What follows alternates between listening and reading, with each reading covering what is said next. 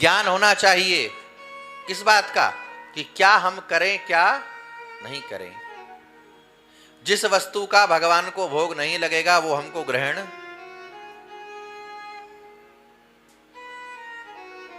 नहीं करनी, हमको प्रयोग में लानी नहीं। अच्छा, ये जो भक्ति का मार्ग है ना, इसमें समझौता नहीं होता, और जो समझौता कर लेते हैं वो भक्त नहीं हो सकते। अच्छा, आप एक भक्त बता दीजिए जिसने समझौता करा हो और भगवान को पा लिया हो, भगवान आए हो। भगवान तो इतने गजब के हैं कि भगवान जिसको प्रेम करते हैं, भगवान जिसको चाहते हैं, उसकी दुनिया ही बर्बाद कर देते। जिनकी रचना राम जी का ही स्वरूप है, वांग्मय स्वरूप है, रामचरितमानस, उन्हीं तुलसीदास जी को देख लीजिए।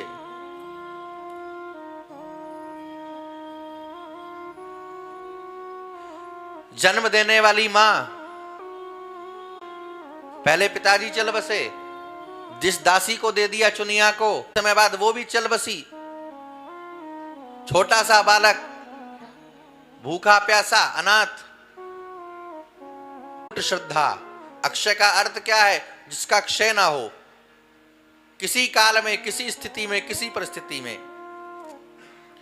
देखो, प्रयाग में तीनों हैं, गंगा जी, यमुना जी, सरस्वती जी।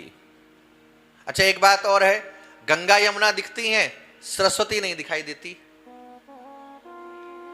प्रयाग में सरस्वती गुप्त है और उसका एक नाम है, जानते हैं क्या? उसका नाम है वेणी।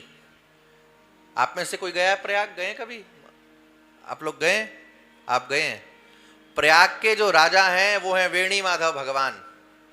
प्रयाग कोई जाए, अब की बार कुंभ, तो कोई प्रयाग जाए और सोचे कि केवल संगम का स्नान करके हमारी यात्रा पूरी हो गई, तो यात्रा पूरी नहीं हुई। प्रयाग में त्रिवेणी का स्नान करने के बाद वेणी माधव का दर्शन करना जरूरी है।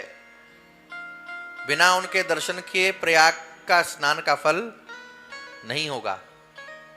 तो वेणी जो है, माताजी लोग चोटी बनाती है ना, चुटिया, उसको भी कहते हैं वेणी। अच्छा, चोटी जो बनाती है माताजी लोग, बड़ी खासियत है। आपने देखा है कभी किसी ने माताजी को चोटी बनाते हुए? बनाना शुरू करती हैं तो 3 हिस्से होते हैं बालों के, ऊपर से चोटी गूंथती हैं तो तीन हिस्से करके गूंथती हैं। और चोटी बनाते बनाते जब अंत में आ जाएंगी ना, तो 3 नहीं दिखाई देगा, 2 ही दिखेंगी। एक गुप्त हो गया, गूंथने में 3 और दिखने में 2। ऐसे ही प्रयाग में 3 धारा हैं पर दिखाई देती हैं 2।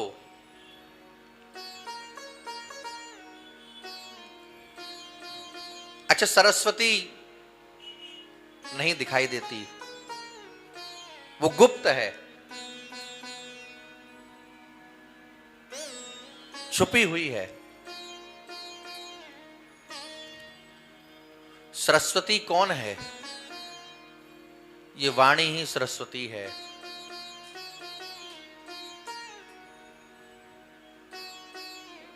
आपके जीवन में गंगा हो, आपके जीवन में यमुना हो, तो वाणी मौन हो जाएगी।